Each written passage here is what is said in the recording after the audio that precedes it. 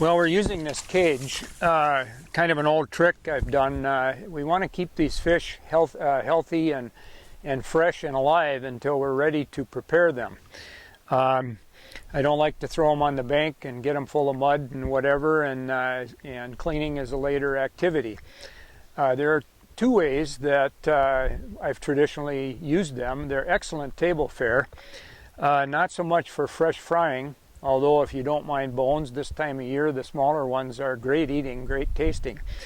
But we do, one of the recipes is kind of a mock salmon where you can them with bacon and brown sugar, and they're absolutely fantastic. They're slow cooked so that the bones disintegrate and you actually have a product like a canned salmon product.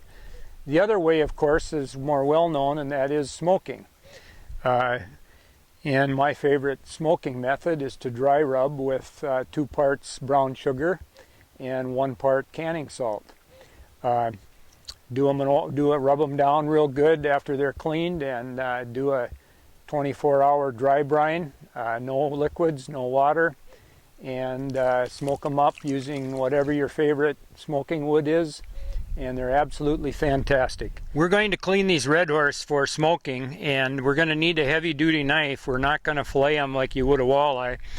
We're going to open them up so that they can absorb dry rub, and in order to do that we have to split them down the backbone so that we don't have the thickness of the fish prohibiting the absorption of the rub. Just a little rinse and finish pulling out anything that you think does not belong there. And there we have our fish ready for the next step, which is the brining process. We're going to take a little extra moisture off of them before we do our dry rub. Again, don't need to be too fussy with this, but we want that rub to stick to the fish, so we don't want the fish extremely wet or a lot of extra water on them. So we're just going to pat them off. We're going to add our brine again, just repeating our process. We'll work that into the fish. We're going to move this fish back into our pan, and I'll put a plastic bag over the pan, or over the pan and the fish, and seal it up.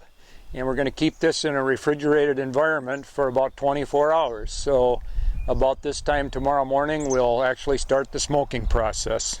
Smoking fish is an art, and you're learning from one of the best. For Charlie Simpkins, I'm Jerry Carlson. This is your Town Square Media Tip of the Week.